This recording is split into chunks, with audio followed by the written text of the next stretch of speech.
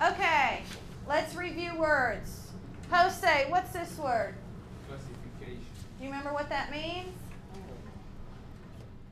My class is a SIOP class, and SIOP stands for Sheltered Instruction Observation Protocol, and it was designed for non-English speakers. Okay, grouping organisms by their similarities and differences. Are scientists the only people that organize things? No. Where else do you see organization at in your life? Stores. The store. My class is an all-Hispanic class, and the majority of them have been in America for less than 2 years.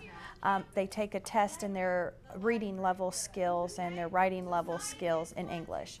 If their proficiency level is low, then they get in a sheltered class, and so it is a sheltered all-Hispanic class, and it gives them freedom. And what I mean by freedom is their freedom to express themselves, because they're scared in another setting. They're nervous, they don't learn as well, and so they're scared. And so here they're free to talk, and we learn a lot. Juan Martinez. Order. Lewis. Genius. Manuel. I cannot read it. Species. Try. Species. Species. Okay. This is usually their first science instruction. So they don't have any of that prior knowledge that we, or other people from America have had since kindergarten. They don't have any of that prior knowledge. And you have to understand too, some of these kids are not proficient in their own language. They can speak it, but they can't read it and they can't write it.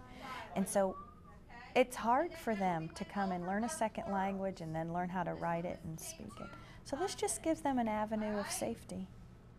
These are our new vocabulary words for today. Karen Lopez. Characteristics. Anybody know what characteristic is? So there's 10 different steps that you learn, and the first one is how to prepare, then building background, comprehensional input strategies, interaction, practice application, lesson delivery, and then review. And so they were ideas for us, but I don't just use it in my sheltered class. I do use it in all my other classes as well, because I found it very successful in all levels. All right, nice job. All right, very good. Because of their lack of vocabulary and their lack of English and sentence structure, I always start out with vocabulary words on the board. And I find that it's not useful for them to just copy definitions out of a textbook, because they can copy it, and that might be some copying skills, but they don't understand anything they wrote. So we always put vocabulary on the board, and we discuss it, and we talk about, have you ever heard this word before? And we come up as a class with our own definition, and then I make them write a sentence using that word. And so that reinforces. And I heard one time, if you hear or say something 7 times, that you'll remember it. So I try to get them exposed to a word 7 times, so hopefully that'll get into their vocabulary. So we do it on the board, we do the sentences as a class, and sometimes I have them take it home as homework, or we do it, they have to do it as individual work. But again, that's to just build vocabulary, because you have to do that before you can even introduce anything. That make their own food. I do not mean they cook their own food, okay? I mean that they produce their own food. The vocabulary definitions will be different from class to class depending on their prior knowledge. So an honors class definition might be longer, harder words compared to a general SIOP class, where we bring in their knowledge, and so their vocabulary definitions will be different, but I will make sure they have the points that they need. All right, so here's our 6 different kingdoms. Who can give me a name of one of the kingdoms? Animals. Species. Plants. Well, what kingdom are people in? And then the next step we did was our graphic organizer on the floor. And I find if they take ownership in something, that they're more likely to learn it. And with them, the less they have to write for notes, the better. So when they did go read the textbook, they could read the textbook and understand. So we did our graphic organizer on the floor, and that also gets those kids that like to move around, those tactile learners, the kinesthetic learners, an opportunity to be successful also, instead of just the ones that write. Prokaryote. Who else is a prokaryote? Good. Archibacteria. Good.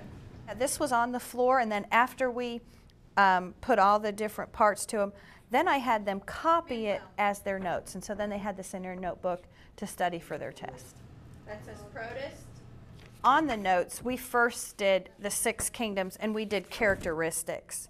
And so they had to go through and pick out characteristics that were unique, or some of them were identical, but things that were main important ideas. And then we did examples, because this is the thing that they are lacking in, the knowledge of what organisms are. So we did examples and characteristics. And the 3D graphic organizer really worked because it was on the floor, and then where my desks are lined up, they can all see that.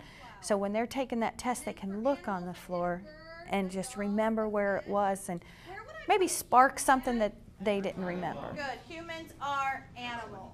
So the next thing we did was I broke them up into 6 groups because there were 6 kingdoms, and they made posters to represent those kingdoms. And they had to include the vocabulary from the characteristics. So they had to look back on their notes and use those characteristics. They had to include all the characteristics we talked about. And then they had to cut out pictures for examples.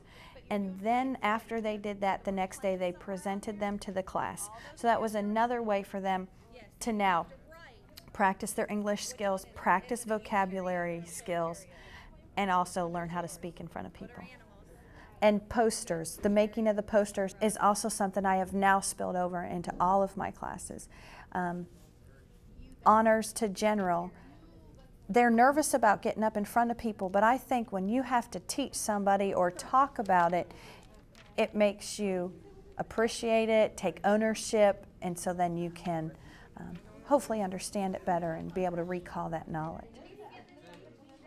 The students are allowed to cut up textbooks that are old textbooks that were going to be discarded or thrown away, and I keep them in the corner of my room, and then when we create posters, then we can cut them up, because there's nothing beats a picture.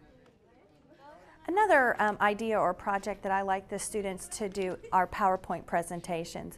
So when I teach the animal kingdom, because it's a little more familiar and there's a lot of information out there on the web, the kids design a PowerPoint presentation. It has to be 10 slides as minimum. And on the slides they have to do the characteristics that are in that specific phylum, and they have to show pictures. And then again, it's another presentation they have to do.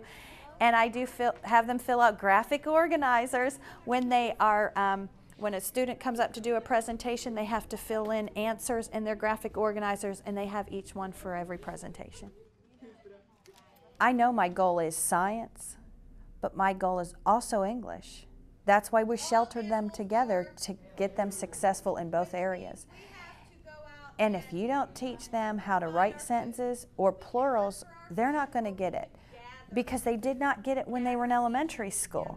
So we have to go back and do both when we're doing it in our classroom.